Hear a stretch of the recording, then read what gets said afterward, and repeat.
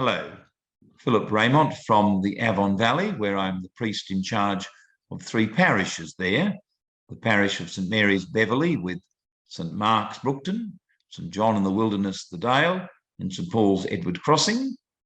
The parish of St Faith's Quairading, and the parish of Holy Trinity York with St Andrew's Green Hills. As part of my Lenten discipline, I've been following the Daily Reflections for Lent series called Not by Bread Alone 2022, being nourished by the thoughts of Amy Eakey and Thomas D. Stegman, SJ. As is true of this Facebook series of diocesan reflections, they also concentrate on the Holy Communion Gospel reading for each day of the Lenten season.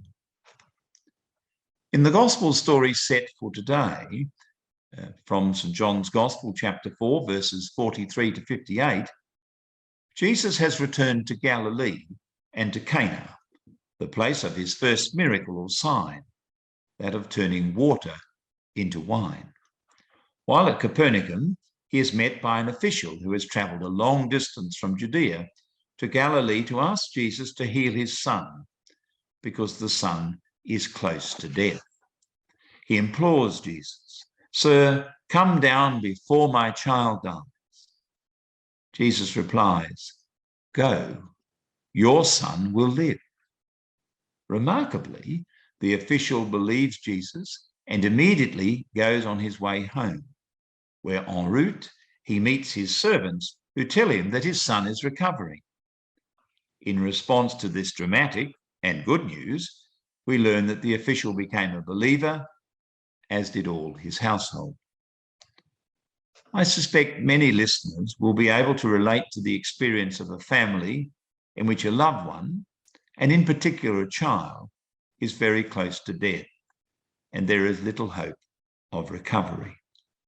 As such, we can only but imagine the anguish of the official as he takes the decision to travel a great distance to seek the help of a stranger. We might think of the expression, grasping at straws. While I imagine the official expected Jesus to return with him and perhaps lay hands on his son, this expectation is dashed. Jesus is clearly not doing that. However, that which Jesus offers the official is accepted by him as words for hope and as indication that all could be well. "You may go, your son will live." While the official might have been filled with hope and trust in the words of Jesus, one can imagine that his great expectations might have been tinged with a nagging sense of wondering, would it be true? Contemplate his relief and joy at hearing the news that his son was recovering, and that it occurred at the very time Jesus had uttered the words, "Your son will live."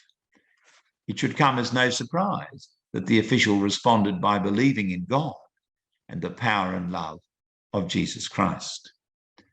The official had learnt and lived out a great lesson that we could do well to think on during Lent.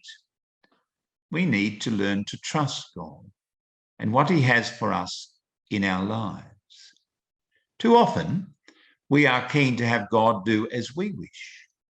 Understanding it is much easier if God did as he was told. However, we need to learn to trust that God is God. Achieving that level of trust can be hard work, for it requires us to build up relationships and build up trust within those relationships. Ultimately, the official needed to trust Jesus and to recognize that he had a real reason to understand that this trust would be fulfilled. The reality for us is not to be impatient, but to be open to listening to God, allowing God to be in control, learning humility, and recognizing that with God, his ways are to be our ways, and not vice versa, where our ways are to be his ways. We need to learn to practice waiting on God, to be open to silence in our conversations with God. I believe a holy and purposeful Lent helps provide that opportunity.